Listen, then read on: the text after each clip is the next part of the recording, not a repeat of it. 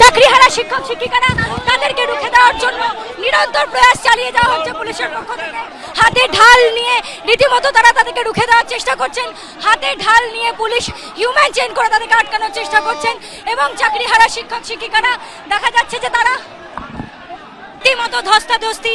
চাকরিহারা শিক্ষক শিক্ষিকাদেরকে এই রাস্তা দিয়ে যেতে দেবেন না চাকরিহারা শিক্ষক শিক্ষিকাদেরকে, এবং সেখানেই দেখা যাচ্ছে যে পুলিশের সঙ্গে ধস্তাধস্তিতে জড়িয়ে পড়েছেন চাকরিহারা শিক্ষক শিক্ষিকারা। দেখা যাচ্ছে যে পুলিশের সঙ্গে হাতাহাতি বেঁধে গিয়েছে, র্যাব কমব্যাট ফোর্স থেকে শুরু করে ধাক্কাধাক্কি শুরু হয়ে গিয়েছে, উত্তেজনার পরিস্থিতি এই মুহূর্তে ধীরে ধীরে উত্তপ্ত হচ্ছে পরিস্থিতি।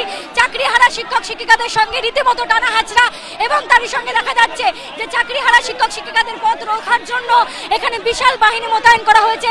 তারা নিজেদের মধ্যে হিউম্যান চেইন করে তাদেরকে আটকানোর চেষ্টা করছেন এবং নিরন্তর সেই প্রয়াস দেখতে পাচ্ছ যে চাকরিহারা শিক্ষক শিক্ষিকাদেরকে এই রাস্তা দিয়ে কোনোভাবেই যেতে দেওয়া হবে না, এবং সে কারণেই কিন্তু দেখা যাচ্ছে ধস্তাধস্তির পরিস্থিতি। চাকরিহারা শিক্ষক শিক্ষিকাদের যে ম্যাটাডোর এবং তার সঙ্গে তাদের যে বাহিনী এদিকে আসার চেষ্টা করছিল তাদেরকে কিন্তু পুলিশ বাহিনী আটকে দিয়েছে।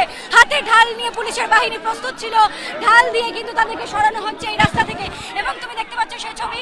পুলিশের সঙ্গে কিন্তু রীতিমতো ধস্তাধস্তির পরিস্থিতি সৃষ্টি হয়, দফায় দফায় উত্তেজনা ছড়াচ্ছে, উত্তপ্ত হয়ে উঠছে পরিস্থিতি। এখান থেকে চাকরিহারা শিক্ষক শিক্ষিকাদেরকে সরানোর জন্য কিন্তু দেখা যাচ্ছে যে পুলিশ কিন্তু বিশাল বাহিনী নিয়ে দাঁড়িয়ে রয়েছে এবং এই রাস্তা দিয়ে কোনো মতেই তাদেরকে ওদিকে যেতে দেওয়া যাবে না।